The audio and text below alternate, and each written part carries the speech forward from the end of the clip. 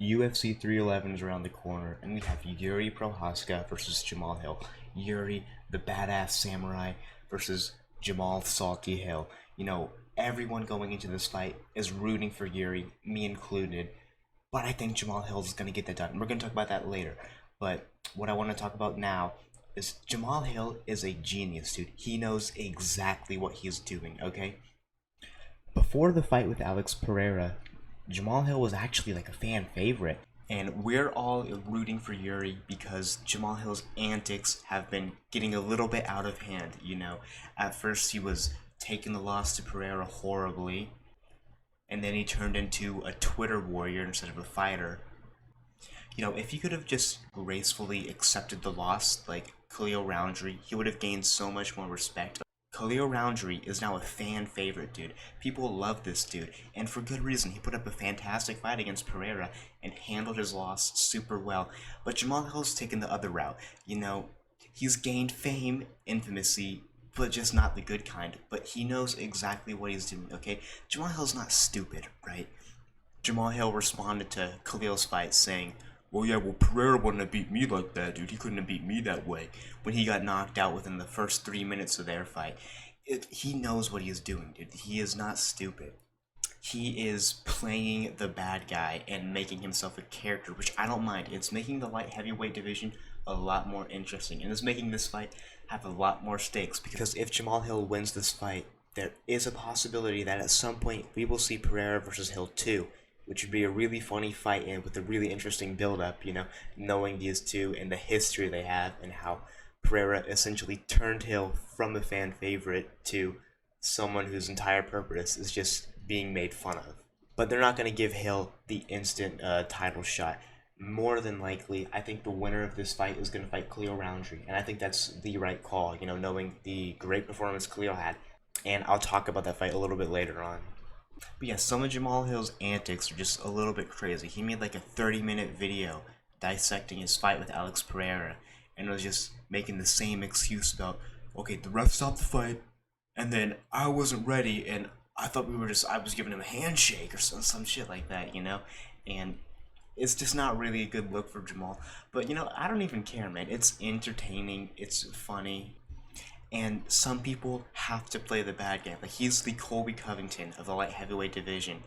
And you gotta give him respect for at least, going out there and playing a character. Even if, I don't think this was meant to be a character at first, but I think it just turned into, this is who I am now. I'm no longer the fan favorite. I'm the guy who everyone boos, right?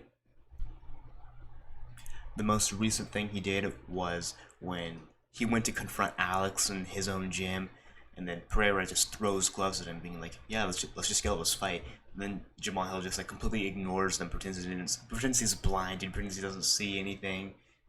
And the reason I think that Jamal Hill knows what he's doing is because nobody is this delusional. Nobody comes and confronts someone, and when they get to ask to fight, just backs away and think they're the winner of the situation, right? So Jamal Hill, he knows what he's doing. He's building a potential fight with Pereira back again if he can beat Yuri, which I think he can do. And I hate saying this because we all want Yuri to win.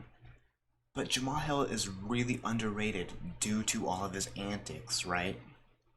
But Jamal Hill is an elite level fighter who did get knocked out by one of the greatest knockout artists in UFC. But besides from that, his only loss is to Paul Craig, right? And that's just what Paul Craig does, right? He submits, these top guys just randomly, then goes back to being mediocre. But Yuri's style leaves him open and able to be hit, and I think Jamal Hill's going to take advantage of that. And Jamal Hill, he's been resting since UFC 300, He's recovered, he's probably gone through a full great training camp, and so is Yuri, right? But Yuri's last two fights, he took a lot of damage, man.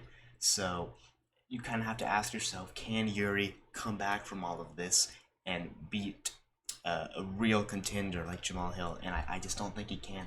I think Yuri's going to get caught. I think he's too wild. Jamal Hill's too neat, too controlled, and too powerful. And is just going to beat Yuri, unfortunately. I hope I'm wrong. But then again, even if Jamal Hill wins, I don't think it's the worst case scenario, right? Because if Jamal Hill wins, we're going to get Hill versus Khalil Roundtree.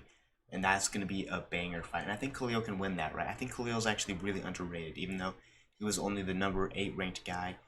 He looked great against Pereira, and I think he can beat Hill or Yuri. But there's no way they just throw Hill back in the title shot picture, right?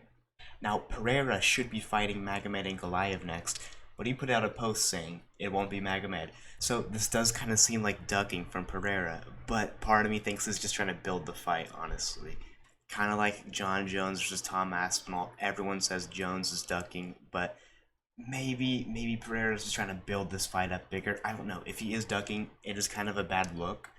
But at the end of the day, I mean, can you really blame him, right? Because Magomed Ankalaev was offered a shot against Pereira at UFC 303 and he turned it down. Okay, you cannot turn down fights against the champion, and they were both on short notice. Not just Ankalaev, they were both on short notice, and you just can't turn down a title shot and then expect to just, you can't be a contender and just shoot and act like a champion. That's not how this shit works. And also, at the end of the day, Magomed Ankalaev becoming champion is one of the worst possible outcomes for the UFC, right? This dude has no personality. He doesn't even have the last name of Nurmagomedov. I mean, he would be a pretty boring champ and not really sell many pay-per-views. But I think Alex can beat him, right? So I don't really understand the ducking from Alex. I think Ankalaev is going to be his toughest test, but I do think Pereira can get it done. To wrap it up, I think it's pretty clear that Jamal Hill knows exactly what he's doing. He's playing this character, Colby Covington like, and essentially just gaining bad popularity. And there's nothing wrong with bad popularity. Popularity is popularity, right?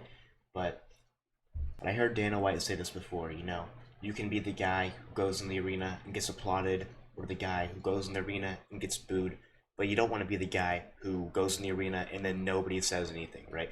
At least Jamal Hill is an interesting figure and, is going to have some entertaining fights in the future.